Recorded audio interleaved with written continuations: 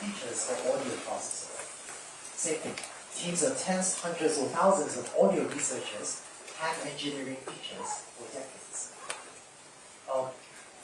And so the MFCCs, that's a very useful feature that we gave. After reading the MFCC papers many years, I'm still not entirely sure what it's doing. And how about natural language? Same thing, right? In fact, a lot of natural language processing research today is unapologetically about trying to find better features. So think about parsers. Why is there so much work writing better parsers? I don't actually care where the noun phrase is in my sentences. I don't actually need a piece of software to tell me that.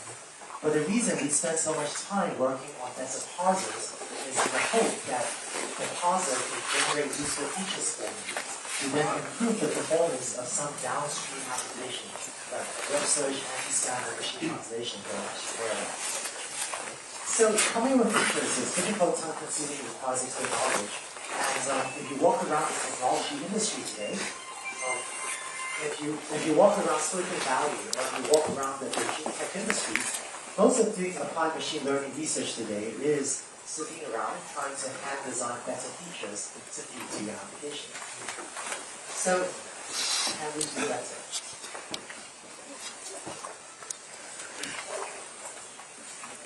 The next piece of what I want to talk about was from biological motivation. And it was really this fascinating hypothesis that most of human perception, most of how we understand images, audio, text as humans, most of it may be due to not many different hand-engineered algorithms, but rather due to one single algorithm.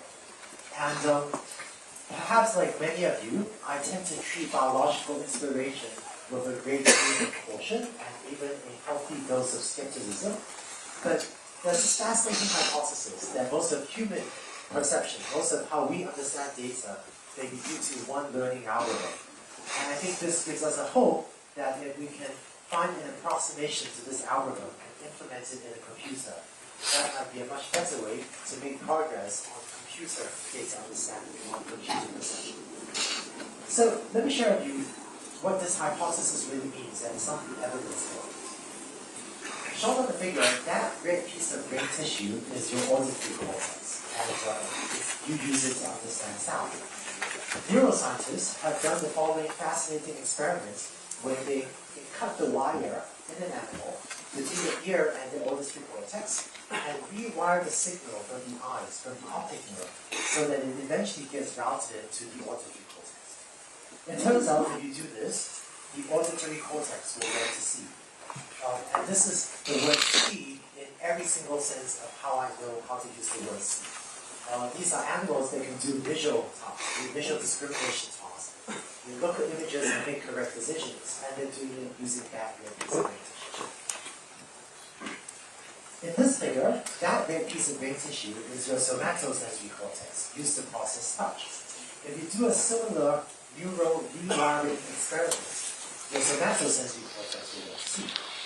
So it turns out there's a wealth of evidence like this that suggests that depending on what data you feed the same piece of brain tissue, whether you feed it sight or sound or touch data, the same physical piece of brain tissue is able to process sight or sound or touch or language or other things. And in the same piece of brain tissue can process sight or sound or touch, then maybe there's one underlying algorithm that can process sight or sound or touch, just depending on what data you feed it. And if you can discover an approximation to these algorithms and implement it, that will allow us to make a lot of progress in machine learning. It turns out that the hypothesis, this one learning algorithm hypothesis, has a lot of other evidence. Just to run through this quickly, shown on the upper left is a system that's being developed to help blind people see. The way it works is you strap a camera to your forehead, a low resolution, strap a camera to your forehead of a blind person to take a picture of what's in front of you. You then run a wire to a grid of electrodes that you place in your tongue.